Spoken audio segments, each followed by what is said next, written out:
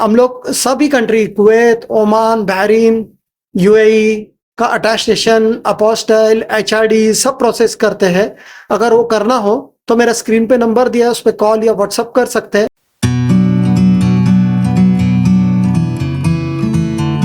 आज मैं आपको बताने वाला हूँ मुंबई यूनिवर्सिटी का सर्टिफिकेट पे यूएई एम्बेसी का अटेस्टेशन किस तरह से होता है। देखो, ये मेरे पास एक मुंबई यूनिवर्सिटी का ओरिजिनल सर्टिफिकेट है। इसके बैक साइड पे किस तरह से अटेस्टेशन होता है। कभी भी अटेस्टेशन ओरिजिनल सर्टिफिकेट के बैक साइड करना पड़ता है। मुंबई यूनिवर्सिटी का होगा या कोई भी यूनिवर्सिटी का सर्टिफिकेट होगा, उसका अटेस्टेशन प्रोसेस ऑलमोस्ट सेम ही होता है। थोड़ा एक स्टैम्प का फर्क आता है, बाकी सब अटेस्टेशन प्रोसेस सेम होता है, एज इट इज ही होता है। तो कभी भी अटेस्टेशन करने के लिए इस तरह का ओरिजिनल सर्टिफिकेट चाहिए होता है। कभी भी attestation xerox copy, scan copy या फोटो कॉपी भी नहीं होता है, ओरिजिनल सर्टिफिकेट के बैक साइड पे होता है। तो आपको अटेस्टेशन करने के लिए मुझको इस तरह का ओरिजिनल सर्टिफिकेट और पासपोर्ट का जेरोक्स कॉपी देना पड़ता है।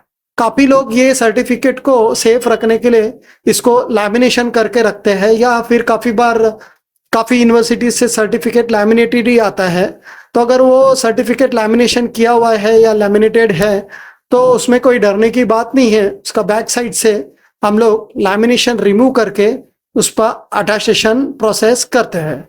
तो अभी मैं बताता हूँ उसके बैक साइड पे किस तरह से step by step attestation process हुआ है। देखो, ये सर्टिफिकेट का बैक साइड है, इस पे ये अटेस्टेशन प्रोसेस हुआ है।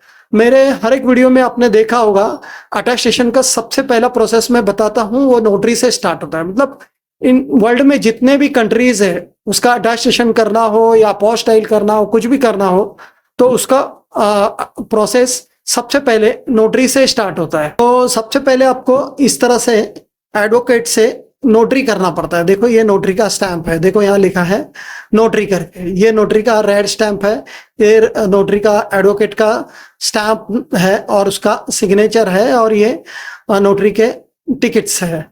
तो काफी जगह पे नोटरी थोड़ा बहुत डिफरेंट होता है, स्टेट वाइज थोड़ा बहुत। महाराष्ट्र में इस तरह से होता है नोटरी, काफी जगह पे स्टेट वाइज थोड़ा बहुत नोटरी डिफरेंट होता है। तो उससे कोई फर्क नहीं पड़ता है, नोटरी अगर डिफरेंट होगा तो उस पर अटेस्टेशन से कोई इशू नहीं होता है। अपने को बेसिकली नोटरी अलग तरह से किया हो या सेम किया हो, बेसिकली अपने को ये जो यूएई एम्बेसी का स्टिकर होता है ना, ये मेन इंपॉर्टेंट होता है। तो उसके लिए जो भी स्टेप्स है वो स्टेप फॉलो करके अपने को फाइनली ये स्टिकर एम्बेसी से लगवाना होता है।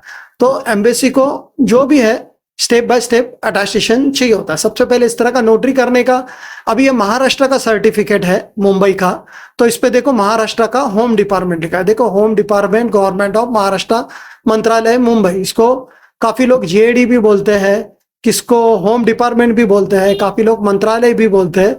तो ये महाराष्ट्र का सर्टिफिकेट है, इसलिए इसके पे होम डिपार्टमेंट है। अगर ये महाराष्ट्र का बाहर का होगा, कोई भी स्टेट का हो, मतलब गुजरात, तमिलनाडु, केरला, यूपी, एमपी, बिहार, कहीं का भी सर्टिफिकेट हो, तो ये जो होम डिपार्टमेंट का स्टैंप है, इसके जगह पे दिल्ली से एसडीएम का स्टैंप आता था। एसडीएम मतलब सब डिवीजन ऑफ मैजिस्ट्रेट, उसका फुल फॉर्म है sub division of magistrate Delhi. तो एसडीएम का स्टैंप और सिग्नेचर आता था। अभी ये मुंबई का है तो इसमें महाराष्ट्र का होम डिपार्टमेंट करना पड़ता है।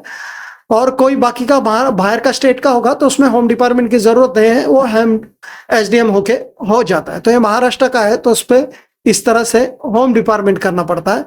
ये होम डिपार्टमेंट होने के बाद में इसको एमईए में सबमिट करते हैं। एमईए मतलब ministry of external affair. MEA का फुल फॉर्म है मिनिस्ट्री ऑफ एक्सटर्नल अफेयर। देखो यहाँ लिखा है ministry of external affair new Delhi. इसको हिंदी में विदेश मंत्रालय बोलते हैं, ये न्यू दिल्ली में है। तो ये दिल्ली से स्टैंप होने के बाद में एमईए का, मिनिस्ट्री ऑफ एक्सटर्नल अफेयर का स्टैंप होने के बाद में फिर आप यूएई एम्बेसी के लिए आगे प्रोसेस में सबमिट कर सकते हैं।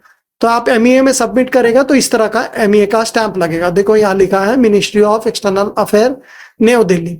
इस तरह का स्टैंप लगने के बाद में एमईए का ऑफिसर जो होता है उसका इधर सिग्नेचर होगा।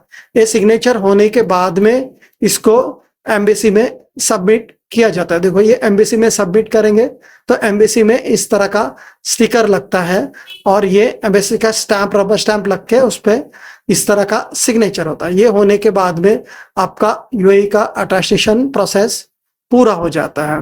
और काफी लोग पूछते हैं कि ये अटेस्टेशन क्यों करना पड़ता है। ये अटेस्टेशन आपको करना पड़ता है क्योंकि अगर आपको उधर जॉब करना है या आपको जॉब मिला है या जॉब आपको सर्च करने को जाना है, जैसे कि आप अगर टूरिस्ट वीजा लेके जॉब सर्च भी करने जाते हैं तो इस तरह का अटेस्टेशन प्रोसेस करके ही लेके जाने का। अगर आपको वहाँ कोई इंटरव्यू हो गया और आपको वहाँ सिलेक्शन उन्होंने कर दिया, तो अगर आपका अटेस्टेशन प्रोसेस हुआ देखेंगे तो आपको जॉब फटाफट मिल जाता है।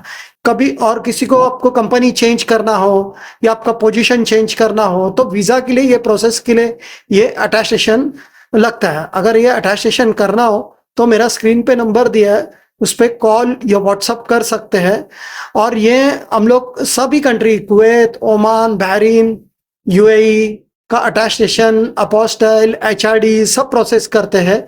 अगर वो करना हो तो मेरा स्क्रीन पे नंबर दिया है, उस पर कॉल या व्हाट्सअप कर सकते हैं। अगर ये मेरा वीडियो पसंद आया तो प्लीज लाइक और सब्सक्राइब कीजिए, जिसके वजह से आपको अटेस्टेशन, इमिग्रेशन, जो भी फॉरेन रिलेटेड जो भी अपडेट्स आएंगे वो अपडेट्स आपको ये वीडियो के जरिए आपको मिलते रहेगा। Thank you.